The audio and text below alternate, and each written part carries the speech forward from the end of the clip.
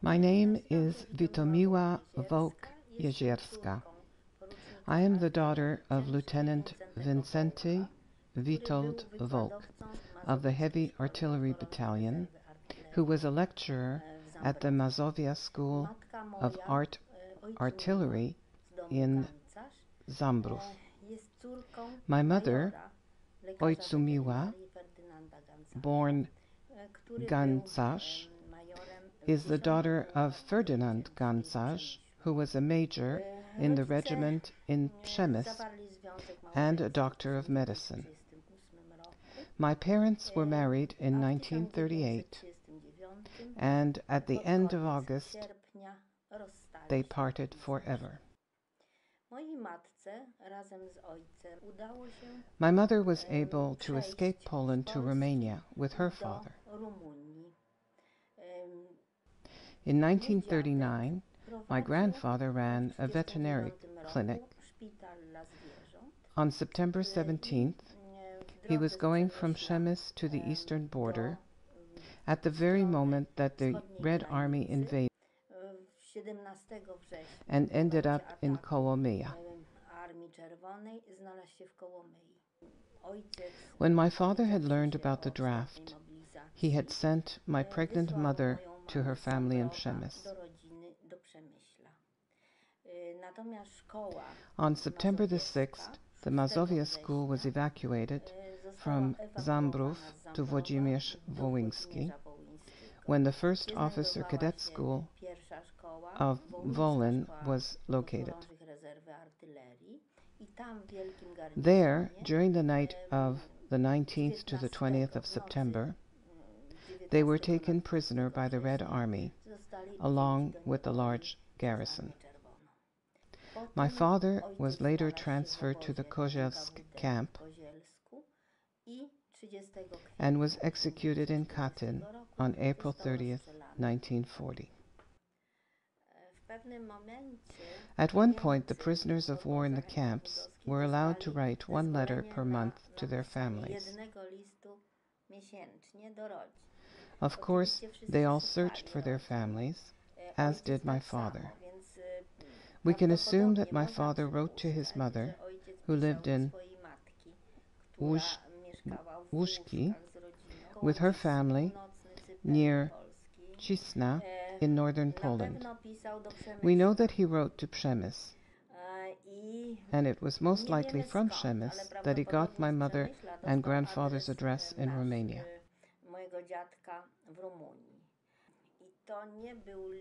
This was not the first letter from my father. My mother found his address in Kozielsk first and had written to him about my birth.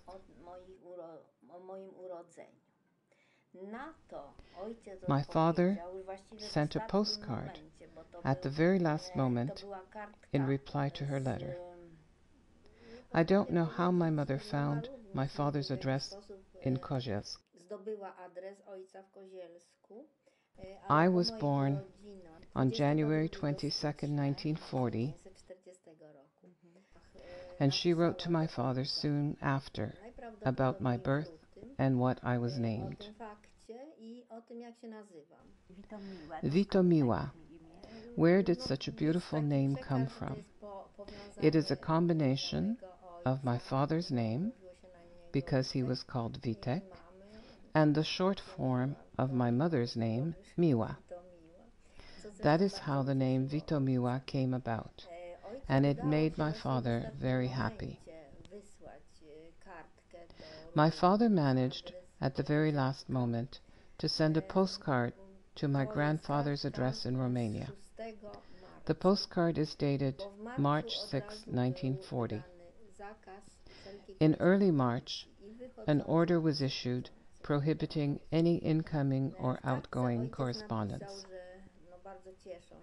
In this postcard, my father wrote that he and his colleagues are very happy about my birth. He also wrote that they would return to a free Poland for my baptism, and we really counted on this.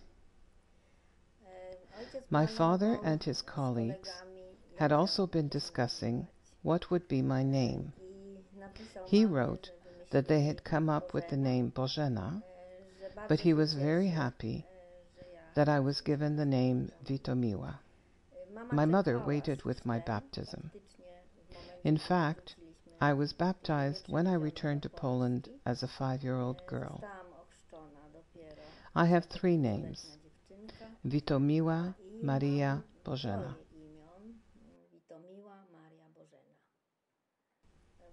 I was baptized in the Przemysl Cathedral, and I remember my baptism very well because I responded to all the questions myself. When I was in Przemysl several years ago, visiting Archbishop Michalik, he showed me the baptismal font. We talked about my baptism, which was a strangely sad event.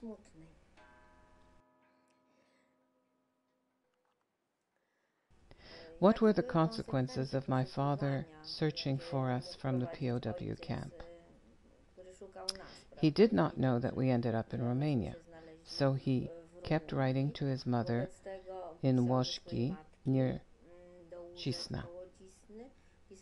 He also wrote to Przemysl.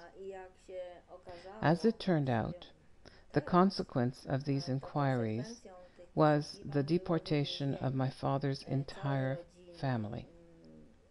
My grandmother, along with the children, from Woszki.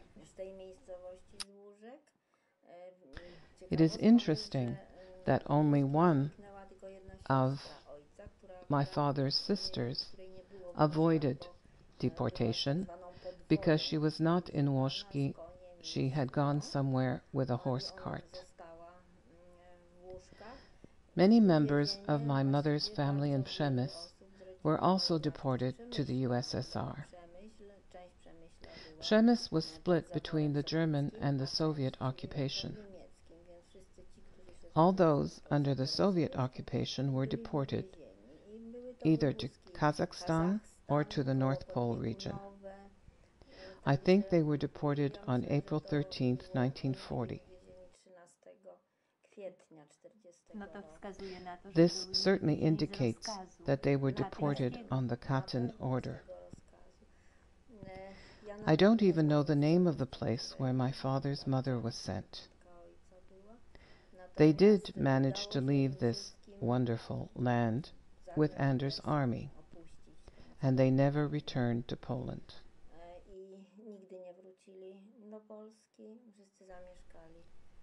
They all settled in England or went to Canada. This applies to both sides of my family, those from my father's side and those from my mother's side, all who found themselves within the Soviet sphere of control. My grandfather, as a major of the Polish army, crossed the Polish-Romanian border based on an agreement between Poland and Romania that had been signed many years earlier.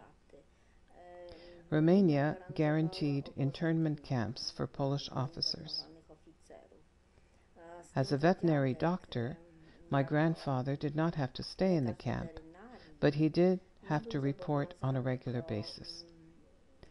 The internment camp was mandatory for all active officers. The internment camps were located in attractive locations, which were not used during the war by the Romanians. Bigovište and Bielgoviaroi. From what I understand from my aunt, who was also with my grandfather, as well as from my grandfather's recollections, the top officials of the government of Poland were held in these internment camps.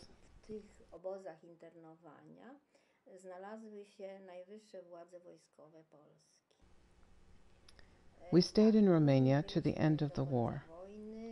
Once, during the war, my family attempted to return to Poland, but was stopped at the border.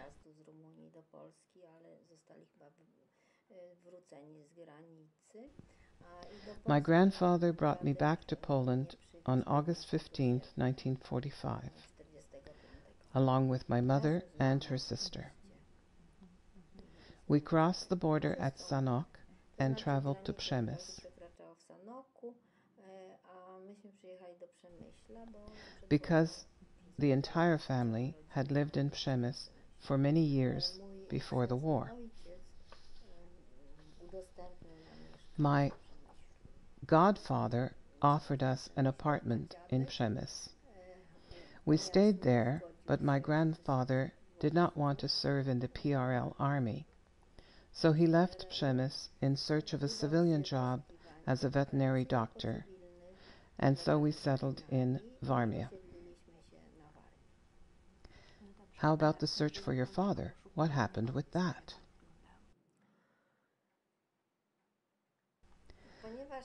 Since the postcard was the last, and no further correspondence followed, I think that my grandfather closely followed all the news regarding this matter.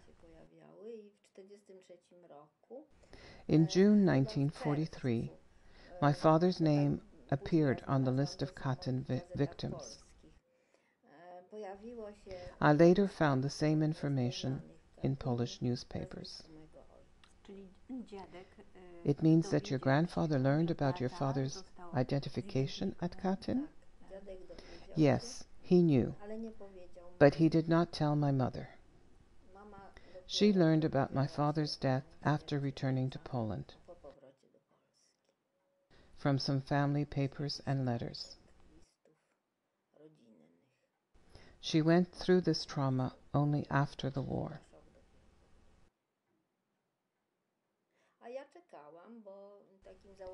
I was waiting because all the small children who played together in Romania, there were several of us there, assumed that we would go to Poland and wait for our fathers. I was waiting for my father. One evening in Warmia, the doorbell rang.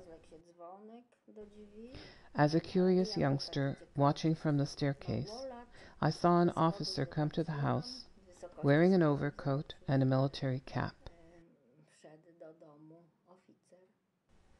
It obviously had to be my father, right? This dreamed-about father of mine.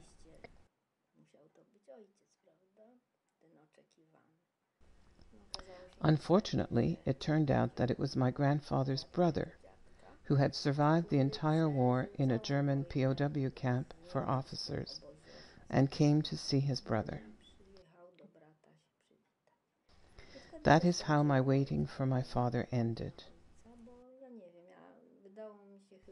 It occurred to me that besides this grand-uncle, no one else would show up.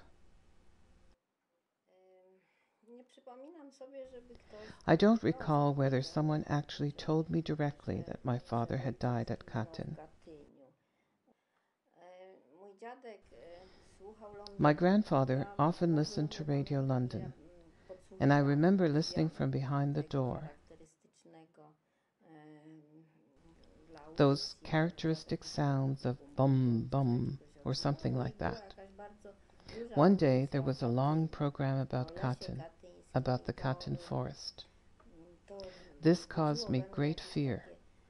As a young child, a forest is associated with something secretive, something bad. Hence, grandfather never told me about it. It was... how can I explain it? It all consisted of some vague hints. Katyn was never discussed in school. It was probably said directly by my grandfather. He said that I was forbidden to ever deal with any political matters, that my sole duty was to study and to become someone in life. These were my grandfather's directives.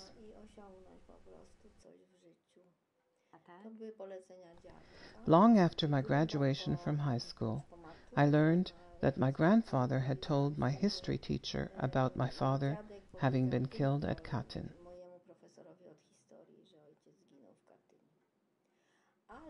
However, I think that everybody in the town knew that my father had been killed at Katyn. One day, a man who came from my father's town showed up. He blackmailed my mother. She had trouble keeping her job because that man was her superior. This was the kind of harassment that she experienced. The principals of my school were high-ranking members of the Communist Party. They most likely did not know. I think the school did not know. But when it comes to my mother and grandfather, it was known.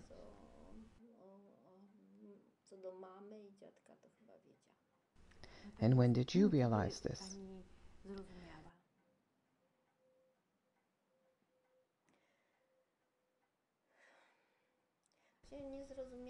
I did not necessarily realize, but rather felt the lack of my father.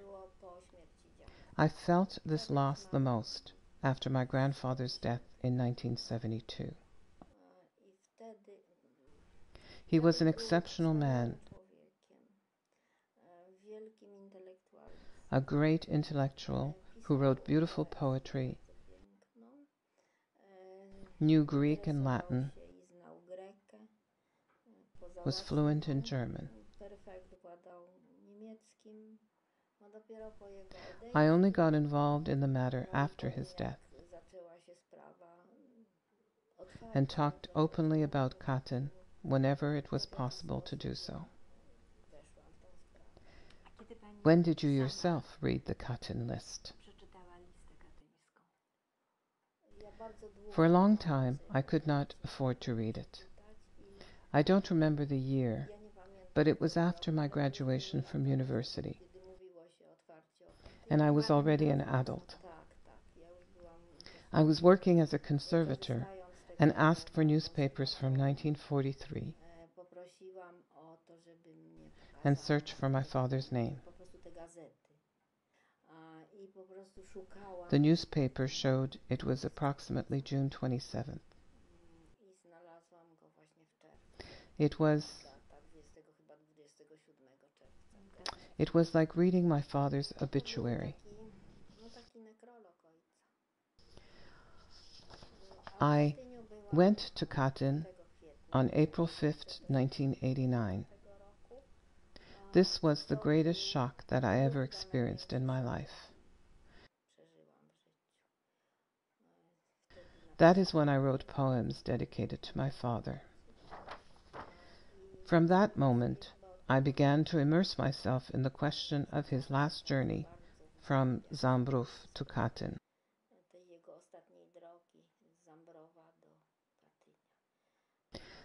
I wrote a book called The Untold Story of the Katyn Crime, analyzing all available documentation, analyzing the memoir of Professor Janowiec. I came to discover the date that my father was shot. It was on April 30th, 1940. Janowiec describes this day very well. A beautiful April morning, sunny, with birds singing, while they were led to their death at Katyn.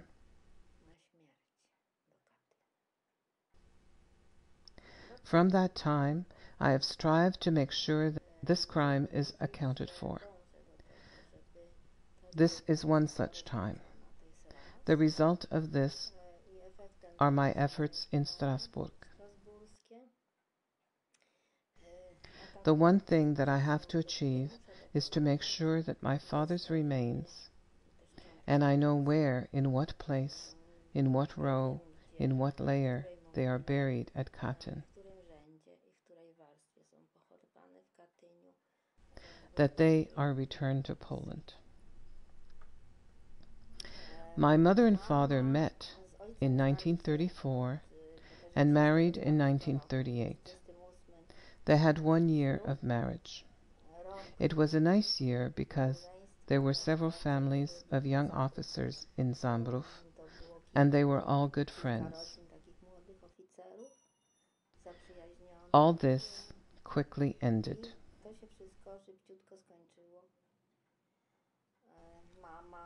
My mother, I don't know what she went through as a young person. She was just 20-something. She was 23 years old when my father was murdered. The only sign of this very deep trauma is the fact that although she was a very attractive lady, great looking, very elegant, she never married again. From the time I started working towards justice for Katyn, she has participated in everything. All petitions, all correspondence are done jointly with my mother. Corrections, comments, recollections. This is my collaboration with my mother. Now she is 95 years old. I think my mother is waiting. She is waiting not only for the decision of the tribunal, but she is also waiting for him, for his return. Now it will only be his remains. This will be the fulfillment of a lifetime. This 50 and more years of waiting for him. Maybe she will live to see it happen.